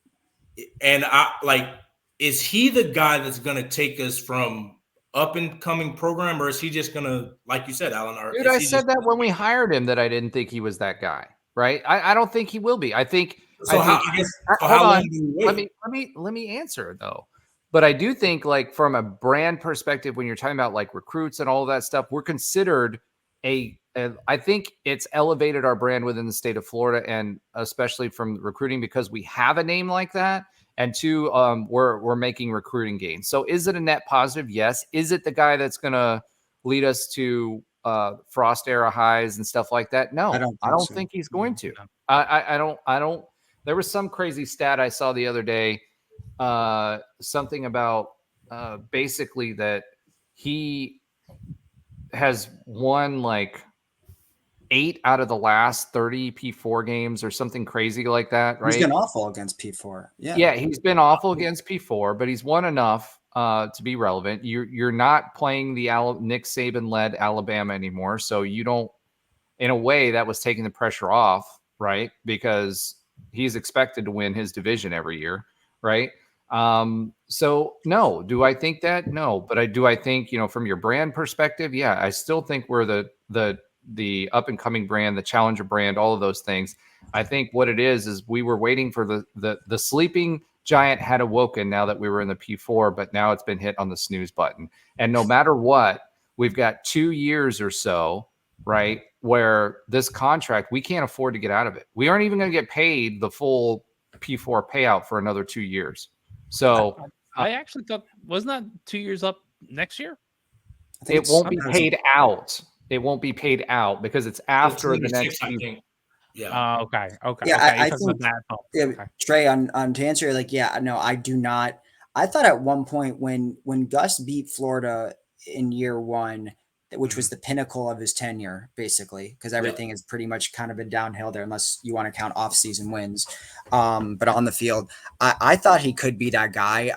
Then I kind of transitioned to thinking of him as like, damn, if he gets a really, really good OC here and fully gives up control, he could be a great CEO of the program. Yeah. Like I truly believe that if he had a great DC and a great OC, and you put that all together, it could be a home run. Now I just think that no, he's not the right guy because I think he's too stubborn. He's either unwilling or unable to do the things that will be the best things for a modern college football program. I mean, there's this great article that resurfaced today about why he got fired from Auburn, and you could literally replace the word Auburn with UCF and you would have no idea that they're talking about Auburn. Like every single thing that we're complaining about right now was the exact same things that Auburn were complaining about. So now I just think he's unwilling. If he was willing though, I would still be open to him being like the CEO kind of, pulling the strings from the top of having like a figurehead. Yeah. But having a true OC and a true DC that we're going to, dominate the actual play calling and all that, then maybe. But now I don't have faith in any of that. I think more than a figurehead, more like what Nick Saban did, right? So he knew how to run a program. Yes, exactly. And so I think Gus Malzahn can do that. You look at the NIL, you look at everything else, but for the results on the field, for the coaching aspect of it, which he loves, right? Which I don't blame him. I mean, that's why you're doing it. You're coaching. Yeah, that's why you're doing it, right? But if he elevated himself and systematized it and allowed his OC and DC to work within his system and let them bring in new wrinkles, which is exactly what Saban did, then yeah, 100%. I think he absolutely could lead this program and be known as that head coach. Yeah. But I don't think that's going to happen. Like the reason I ask is because I have heard not people that I talk to, but like just because I'm in Miami. They say UCF is how Miami's been. Even you said it, Roger. Miami wins all the recruiting in the offseason, but doesn't produce on the field. That's what I don't want to happen to UCF. Like, I don't care how great our rankings are recruiting. Like, to me, I don't care because I know you don't win any games doing that. In the long run, if you develop that, sure, you can win games if you have all the 4-star, 5-stars. But I don't, with Gus's track record from Terry will pull the trigger. And the reason Terry will pull the trigger is if he doesn't get hired somewhere else, his fundraising will suffer. And then that really starts to affect his job. Terry Mohajir, AD, right? Yeah. If his fundraising will suffer. And that's his claim to fame of his ticket to another job if he wants it. And a pay raise. So, I just like, and then you look at our school to be, I mean, that's just me, just now that I've heard it. Like, I don't want us to just, we get all these recruits, we get all these transfers, but what does it amount to? That's literally been Miami until this year for 20 years. UCF fans won't let it get that far. And the difference between Miami and UCF is UCF fans is a core fan base that's been built up over time. Miami's fandom has it's a small school. Where Miami got its fans was the Schnellenberger years and all of those years, because they were down there, and they, at the time, I watched the 30 on the U recently on that. They identified with the inner city of Miami, and they all became fans because those kids, that was their ticket out of the inner city, and they went and they gave them a ticket, and Schnellenberger said, let's go play ball. And so because of that, they tied the city of Miami to the football team. Before that, they were up and down. Now that they've lost that identity, the presidential, we yell at each other's clouds. That's right. Like the presidential direction after everything that went down with Miami and all the negative publicity that they had was to go academic. That's what they've done. And so unless Miami is winning, this city doesn't get behind them. They lost that identity. I don't think UCF is that not us right now? No. That's not. I think you still have a quarter. Dude, I was at the game for only a quarter because my daughter got sick. I'm not saying. I'm just saying I went through it 0-12. Same thing. We came off of a championship team. The second we started losing, we lost everybody. And it took time to build it back up and build that. You will lose some people because of this. I don't think it's going to be a lot. I don't think it's going to be as dramatic as that, though, because there's the brand's in a different place now. I agree. You're going to lose people. UCF, in my time, of watching them, has never had a consistent home attendance until the last few years. Like realistically, it hasn't. Even there's times in 19 and 20 and 21 where it wasn't great. But I think now you'll lose some if they keep losing. But I don't think it'll be as dramatic as like when I go to some of those games as a sophomore and there'd be like 3,000 people there. Oh no, yeah. I guess I'm not saying that drastic. I even look at the Coach Frost's first year. We sold out those first few games. We're winning. We're competitive. The moment it went south, the fans start going south. Now, do we still have fans there? Yeah. I mean, Miami games, they still have fans. It's just there's so much to do in Orlando. And Ben is talking about. Yeah, but they don't have a tie to the school. That's the thing, right? Like, and UCF. Hold on, the UCF does, and I think that the pivot has been. And I think it started with the 2013 team. I mean, you said how it affected your recruitment, right? And then you had the 2016, 2017 team. The expectation's still there. You've got students that have bought in. They've been going to the games for years and years and years. We've had relatively good success, So I think those core groups will remain attached to the program. Miami has 15,000 students, and of those 15,000 students, 13,000 of them are grad students who have no tie to the University of Miami, right? Yeah. They're just going there because it's let's be honest, it's a good academic institution. For sure. Yeah. So you've got 3,000 students versus 15,000 that pack our games, and sometimes more. So I don't know, man. I just think it's a different situation. And the other thing I wanted to bring up earlier was like Clemson, right? So Clemson under Dabo has been not the Clemson that it's used to being, right? And then everybody was like, "Oh, are they falling back to where they were before?" and all that stuff. And then this year they ripped off a better season. So it's going to happen. Do I think we're standard P4 or Ohio State or somebody like that? That's going to fill 100,000 person stadium. No, we're not Nebraska where they're going to show up even if you're under Frost and you're, like Trey was. Yeah, but there's nothing to do. Picking it up on the football field twice in one career. Well, I mean, I know it's. Go ahead. Sorry. Yeah. No. I'm just saying it. Like we're not going to be we're not there yet, right? But I do think. I do think you're going to have that core group of people that are going to show up no matter what. I mean, heck, I showed up in 2015. Trey, you know that. I saw you after the game. Yeah, I mean, again, you're the exception, right? Like you are to me, that's what we call a true fan. Like the guys that, I mean, you're not every game, but you were still showing up, even though the team, we were horrible. Yeah. You still showed up and supported. That's what a true fan does. Yeah, exactly. And I'm not saying everybody's a true fan. I'm not saying that. I know there's a lot to do in Orlando, and it's to me similar to Miami. If these teams aren't winning, they will find something else to do. Yeah, you'll lose some fans. There's no doubt. Yeah, that's what I don't want to happen. And that's why I asked, like, is Gus the guy to take us to that? next step again, or is it going to be, almost like that hypothetical we played? Like, do you want to be Mississippi State in the SEC for now? If we keep performing like this and Terry Mohajir like extends him again, then yeah, 100%. So you don't think he's going to get extended? He already did, not but if he, not if he keeps performing like this. Yeah. No, his contract runs through 2027. I don't see him getting another contract unless, he obviously turns things around. But he's going to be a lame duck coach, I would assume, unless, of course, he makes a turnaround. I mean, we'll see. But I don't know, man. You got guys dropping $5 million, and you got guys dropping $5 million. The closer that you get to that buyout, right now it's $13 million for a buyout. Oh yeah, when it gets lower, of course. Yeah, I'm not saying he lasts until 2027, but it's not going to be after this season when it's $12 million. Still, that's just too much. But right.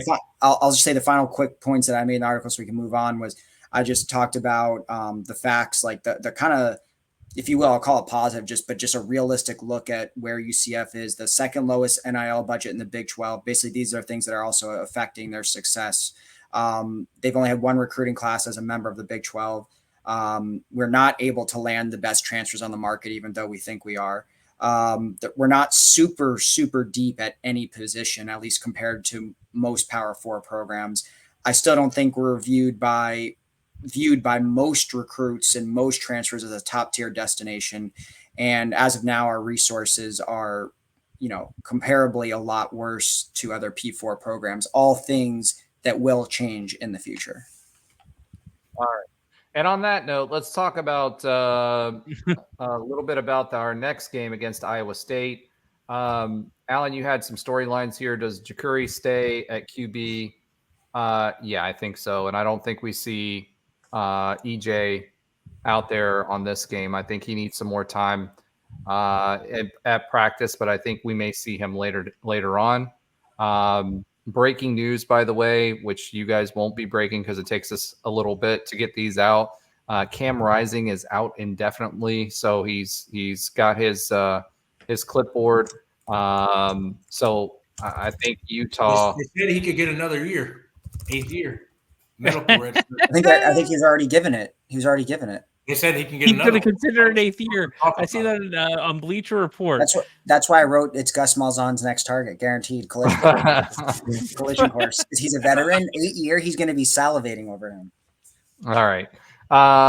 So to answer your question, Alan, I do think JaCurri will stay at QB, at least for the foreseeable future, unless he starts stinking it up, and then we roll with EJ. That's my thought.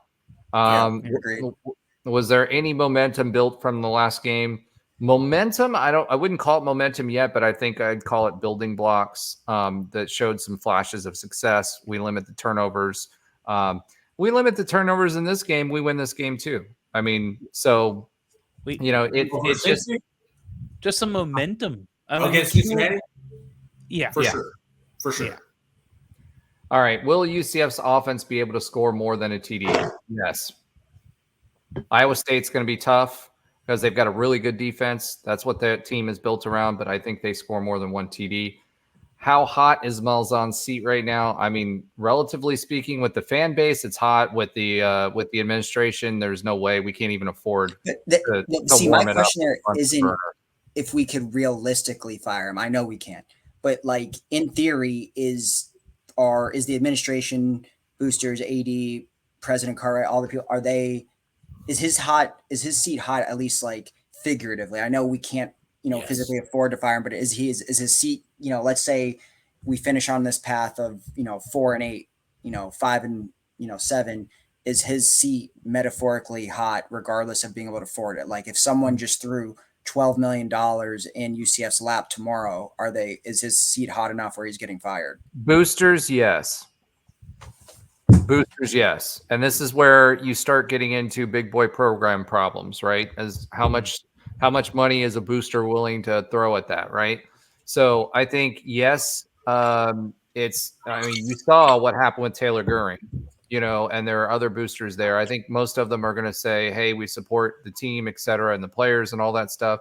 But, the pocketbook is where you see it. Will the NIL war chest be as big as it was or continue to grow like it did last year? Who knows? But if you start making people like Taylor Goering angry to the point where you're blocking, it's more than just I'm mad at the program. It's also there's stuff going on internally as well, because that was pretty public, and that's not a guy you piss off, right? So at the end of the day, I do think with the boosters it is. I do think it is with the fans heating up. I don't think the admin or Terry Mahajer either. I mean, we'll see what happens the rest of the season. If he doesn't win another game this season, then yeah. I mean, if we lose 9 straight, it better be hot. No, it shouldn't be there anymore. I'm gonna be honest. Somebody we gotta find. I mean, outside of literally finding $12 million, but that should be the only reason he goes into the next season. If we go 3-9, is that we don't have $12 million. It's just literally that's the only reason. We don't have the buyout money. There would be no reasonable reason to keep him. You can't lose 9. You can't sell anybody on that. You couldn't sell me on. You couldn't sell any. There's too much talent not to be able to win one game. That's just a horrible botched coaching season if you can't win one more game this season. And with 2 of them coming against not D2 teams, but lower level D1s, we would win 1 game against a quality team. Yeah. You can't sell that for this. And that's like, I guess that was my only pushback, not to get back onto your article, but like, yeah, we don't have the money, but we recruit well. We've always recruited well. And we're recruiting in Florida. So like I've always said, the 3 stars and 2 stars in Florida are better than 85% of these other 4 stars in these other states. You got to win on talent alone some games, basically. Yeah, most of these games, we are more talented. That's what UF did. Team. UF is the only team where I'm like, okay.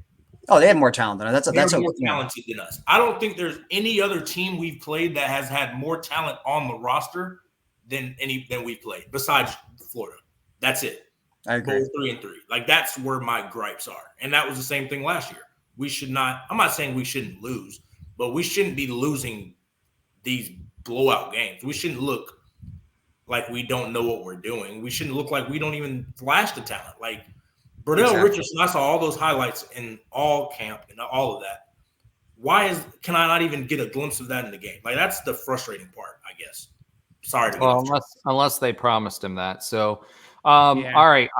Iowa State, let's talk a little bit about them. They're averaging 30.7 points per game. So not insurmountable if we get our offense in gear. I think that's going to be a tough task against this team because of their defense this week, because I think it's going to take a couple of weeks for this offense to cook.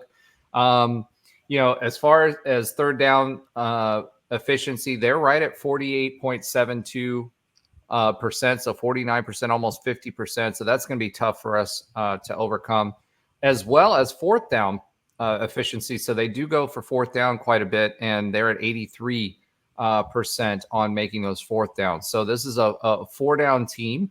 They're the best defense in the conference too. Let's not statistically. Well, that's what I said. I think the defense is the problem, right? They're averaging 11.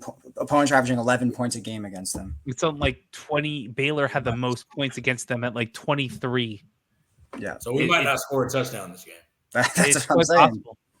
I don't think so. I think we put some more points on the board. Do you think we scored more than we did last week, Roger? Yes. Oh no. You know what? When we did these score predictions, we're doing it. We're gonna do it. We're doing that next. Be on the boat, Roger. You might be on the boat by yourself for the first time. Maybe, but I'm okay with that. And what I'll say to that is I'm not necessarily thinking that Iowa State won't win this game. I told you guys at the beginning of the season that I thought this was going to be one of the toughest games that we'd play all year. I said it on the Big 12 huddle. I said it on this. This was one of the ones that I had circled, and I think Iowa State is meeting my expectations as to what this team could be, and that's a buzzsaw for us. But at the end of the day, I do think we're going to score more than 13 points. Go ahead. What makes you think that? Like, I mean, outside of just like optimism, like what have you seen that's like? Because Allen said they're the number 1 team defense in the Big 12. Since he's not that. No, since he is about the same kind of defense as what we've been fielding, right? So they were going to score more than what we just did. Because I don't think it's our first game out the door. I think we've got more like with JB going in and EJ going in there. JB's the solidified starter. I think he'll have his plays set up at the beginning. I think he'll have more practice with the ones. You'll get another week of practice with the ones.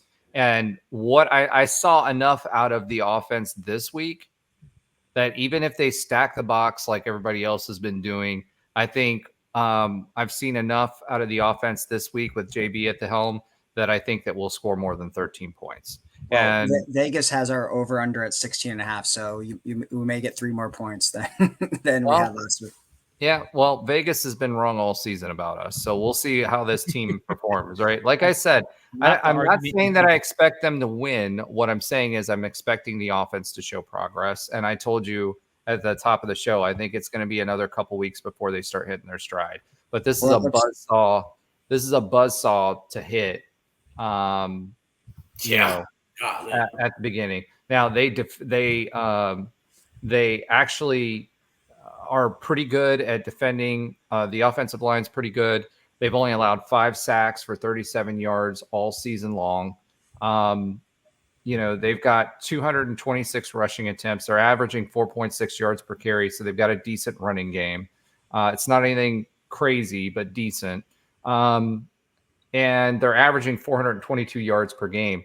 So we've been putting more yardage up than that. I mean, even this one was 397 yards, despite giving up 2 possessions and all of the stats that you were talking about earlier. So offensively, even last week's performance put up similar yards. Again, I think the difference is going to be the defense. They've on time of possession, they've only been averaging 31 minutes. So just slightly better than half. So we're going to have our opportunities from the looks of it to make things work. It's just going to be a question of, you know, how does this team adjust? And I don't think, like I said, I'm not looking for the breakout this week, but I do think that this particular offense will show progress. The other thing really for Iowa State is they do really good with turnovers. So their turnover ratio is 9. Jeez. So yeah. So JR, I think you're going to be sitting the bench this week after last week's performance, right? I don't think you're going to be out there at all. I think we're going to play ball control, try to limit our mistakes, and I think we're going to hopefully loosen up the box a little bit. So, your score predictions. With that being said, let's talk about last week's real quick. So Ben had Cincinnati 28-21. He's the closest. So that was 7-point difference, and it's about what it ended up being, right? It was a 6-point difference. So he was definitely closest to the pin. Hold on. That's not how we did it. That's not how we've been doing it. How we've been doing every individual score, but that's okay. It doesn't matter. It's all bad right now. I don't even want to think individual score. We've been doing it where we have the difference between one team and what is right, the difference between the other team, what is right, and adding up those points. I think you've been mathing it that way. Everybody else has been mathing the total. Either way, he got the score. He got the team right. So I feel like that should trump like any other. We don't have any. This is why I said even before this, make the rules. Well, y'all were making up rules while I was out of here. Like you got to be here to like. If you pick the wrong team, I don't care what score you got. Well, if you pick the right team, you win because you're closest. No, yeah. If you pick the right team, you win. Like if you can't say like if I picked UCF to win and I was closer than I won, I picked the wrong team. Like I don't get it. You're already, to me, at least for me, you're already negating okay with that. if you don't pick the right team to win.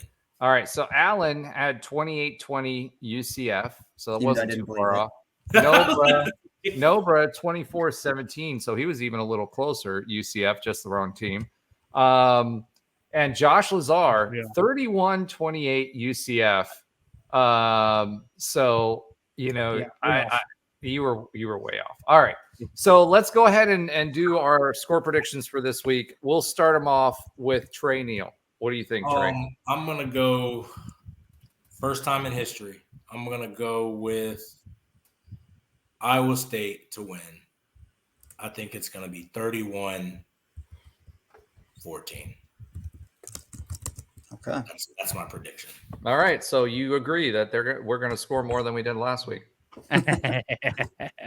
Oh yeah, I think we'll get it. I think it's going to be like the Florida game. I think it's going to be a backdoor cover. That's what we call it, backdoor cover.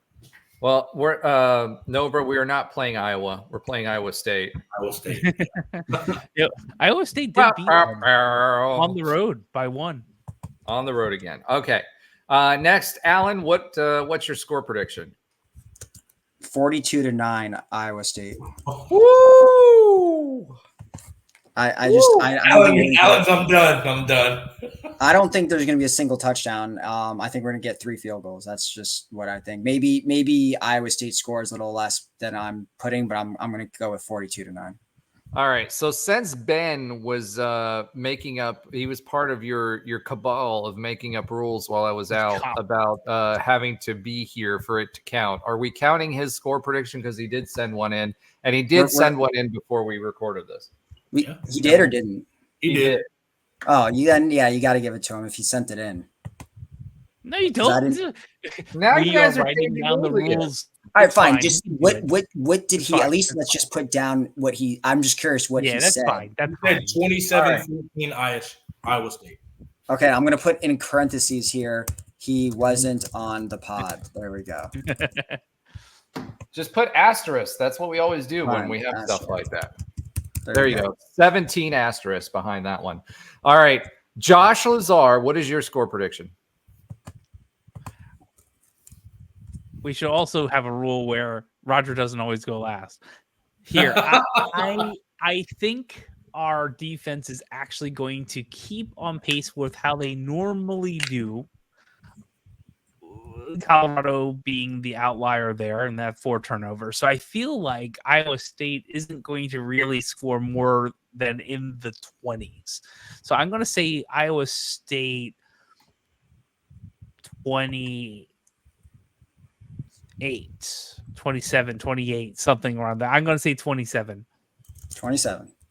UCF 28. I can't. I'm sorry. You didn't believe that when you said it out. I can't. You can't change it yet. I mean, no, I don't. I do get to make. You did not believe I can make the rules. No, we just need to agree on rules. That's it. Listen, I 28.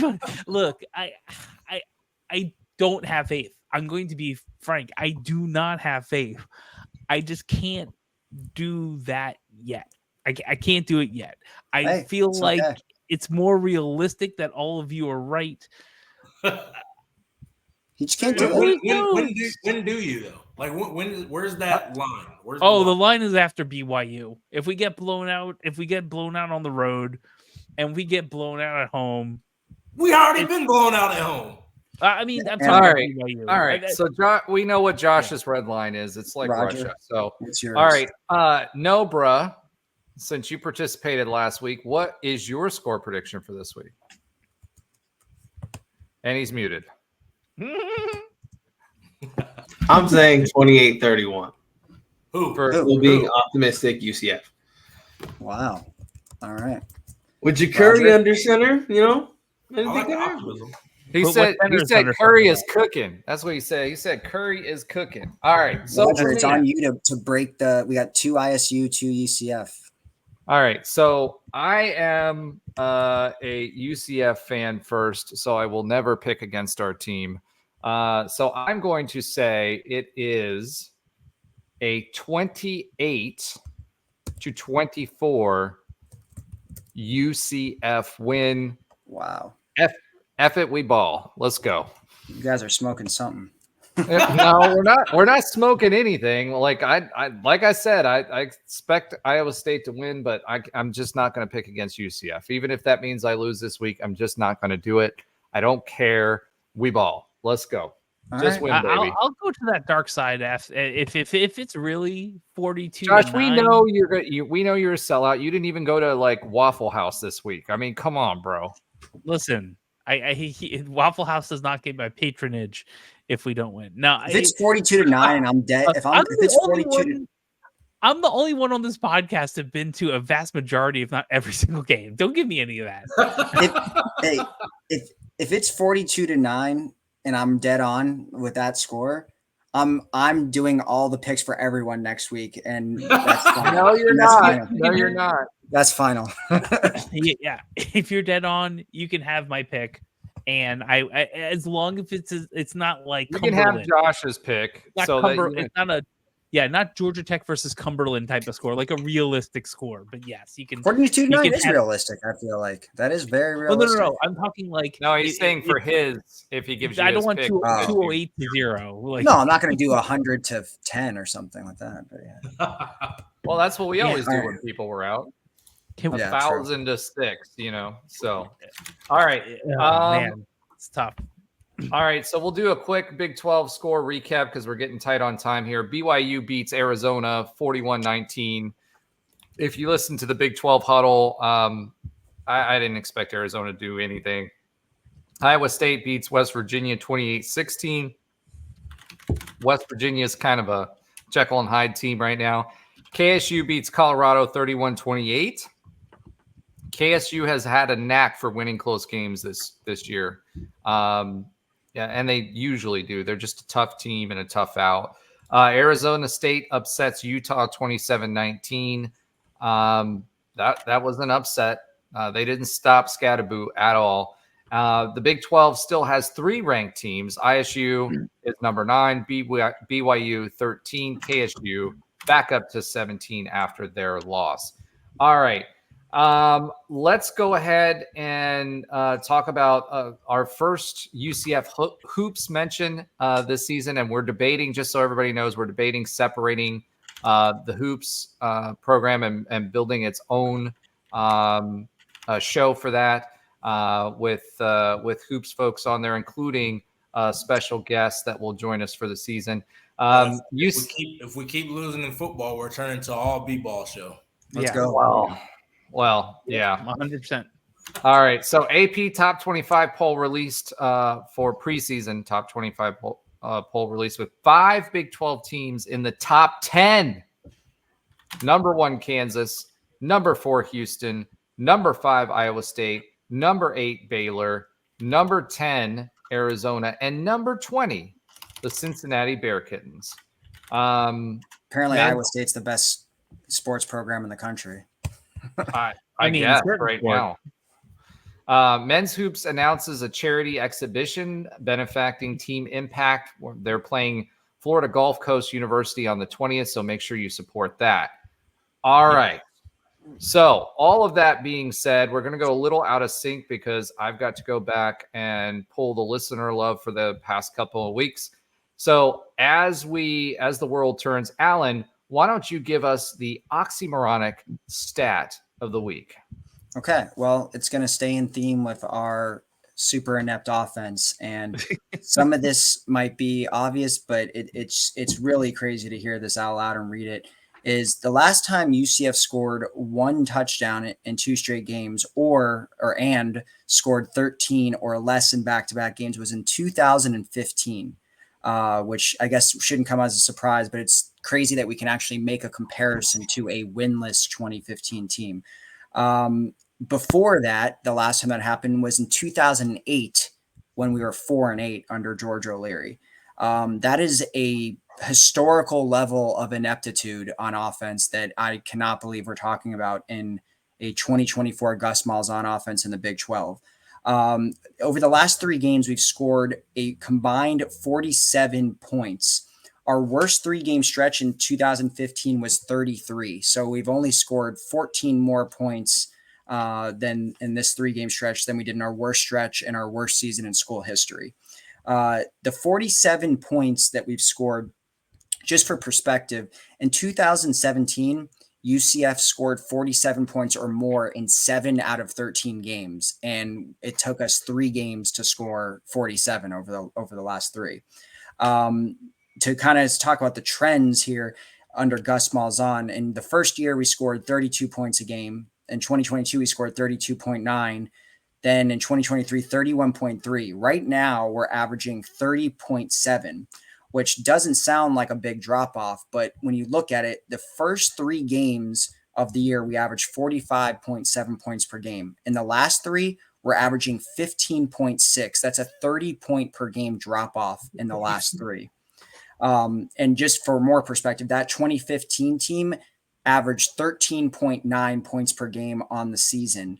And that team only scored 30 or more 2 times all season. Right now, we've only scored 30 or more 3 times. And so if we don't end up scoring more than 30 the rest of the season, we'll only have one more 30-point game than the winless 2015 team. And that is my stat of the week.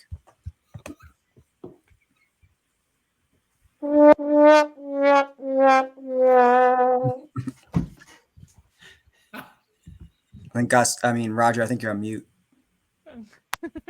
I am on mute because I accidentally started. I was looking up the listener stuff, and I accidentally started a Coach Prime short somehow. So there we go. But that's perfectly timed, Josh. I was waiting for some time.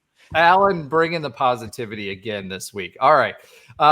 Just facts. Now that we've got through Alan's oxymoronic and super depressing stats of the week, let's go ahead and move on to Josh's sometimes funny fact of the week. Josh, take it away. Sure. Thank you. I should do announcer voice now. Now, listen, I think we would all agree that a 10-win season is pretty darn good, right?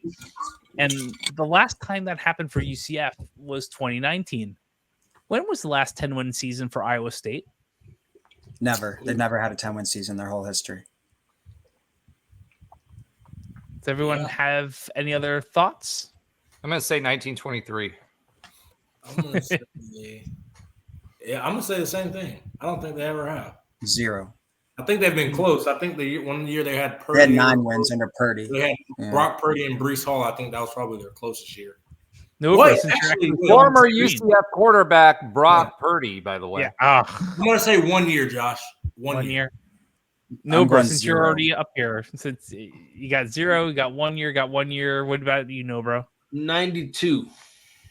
92. Bro, every year Matt Campbell won a lot of games, like their coach now. I forgot. That's there. It is their coach now. And Alan? Yes. So we have. I'm loving these sound effects. I might have to pay for more of them. This is really good. I used to run boards when I was a FCC licensed broadcaster when people cared about that.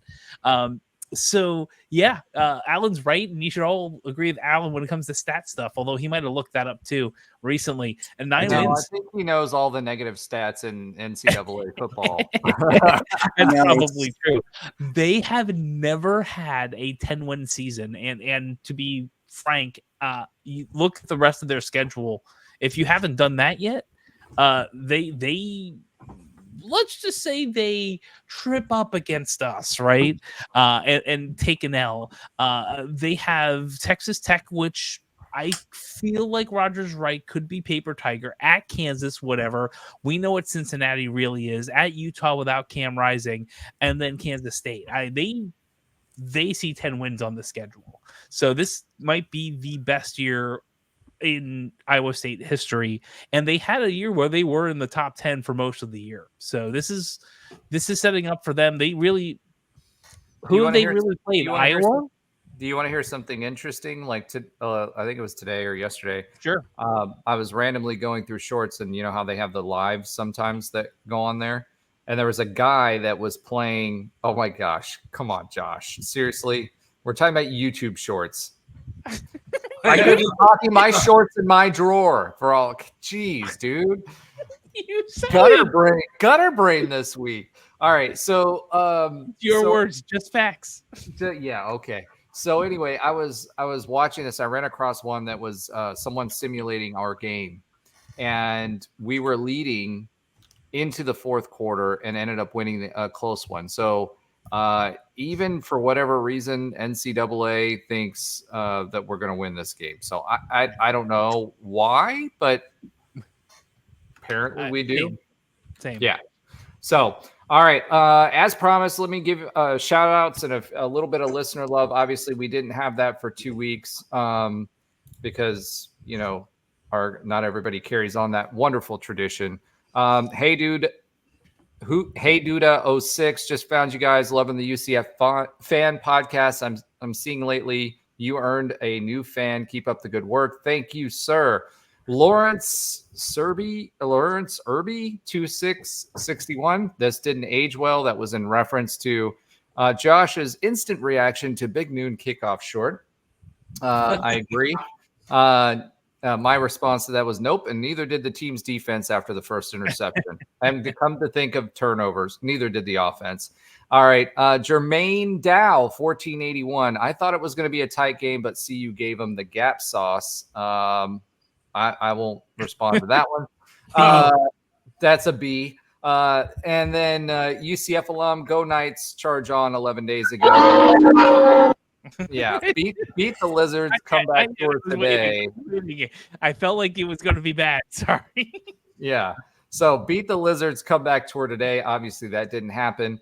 And then Tectosphere put Cincy ML. Where it says, yeah, I instead of FML, I'm guessing Moneyline. Moneyline. Oh, Moneyline. That's Alan's burner account. Yeah, exactly. Which one? Tecmo. Yeah, Tectosphere. That's his burner account. What did the guy say? Cincy Moneyline. Cincy Moneyline. Oh, well, I am wearing a Hard Rock hat right now, so maybe it is. I know.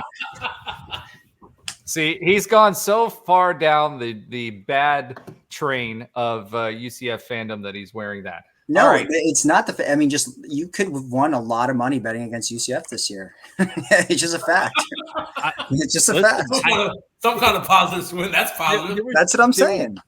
All right. Well, we're 2 hours in, so let's go ahead and get the quick update on other UCF sports that Alan does not watch and whose hats he does not wear. That I need to start caring about because UCF football is awful. Yeah, he has to care about it because someone has to do good. Thank you, volleyball team, for having a pretty good record. So we have a lot going on in the sports world. So if you're in the Central Florida area, you have a lot of things you can attend. So men's soccer took an L against number 6 Marshall. I think we had this same thing happen last year. They lost 0-2. Up next is Old Dominion at home on Friday, October 18th at 7 p.m. Eastern. We also have women's soccer. They went through a lot this week. They drove up to Atlanta, flew over to Houston, went down 0-2 to Arizona, came back to equalize it, and gave up the last point at about the 81st minute. They lost to Arizona in Houston 2-3. That was supposed to be a home game.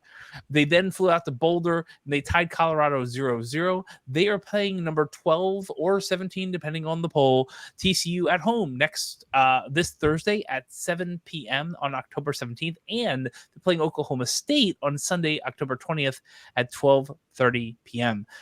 Women's volleyball, that game against ISU was canceled. So, I guess ISU might not be, Iowa State might not be great in all sports. They lost to Colorado 2-3. Unfortunately, that was an interesting matchup. And they play West Virginia up in Morgantown on October 16th, this Wednesday at 7 p.m. Eastern. They also play at home against number 8 Kansas on Saturday, October 19th at 1 p.m. Eastern. If you're into baseball or softball, we have some fall ball going on. So listen to this. The men's baseball team starts their fall ball exhibition this week on October 19th at 1 p.m. versus an old UCF foe in Mercer. Even better, the women's softball team, which I think Trey has an affinity for some odd reason, they start their 8-game fall schedule this coming week with 5 straight home games. They start off at versus Stetson on Friday, October 18th at 5 p.m. and versus Seminole State on Sunday, October 20th at 4 p.m. Eastern. Now, here's the cool part. If you're in Central Florida or Orlando, admission to all the games are free. There are no concessions, so you are also allowed to bring outside food and beverage. Come in, gather a family, first come first serve seating, and watch the women play softball for like 5 straight games. You got a week or two if you want to take a look at that. And those are all the sports that Alan does not watch, but will probably now because he needs something positive to look at on UCF sports. I do. All right, and on top of that, we will have. If you remember last year, we had Rich Wallace on to talk baseball. We'll have Rich come back to give us a season preview this year. So super excited about that. Great guy. And he did really well with the baseball team last year. So excited. He's getting some things done in recruiting if you're not paying attention to baseball. So keep your eyes on that team. All right, folks, we got through it. Alan, and I didn't give you 3 weeks of Alan in a row. So we had some positivity from Alan, which was great. Josh has about given up on everything. Trey, Close.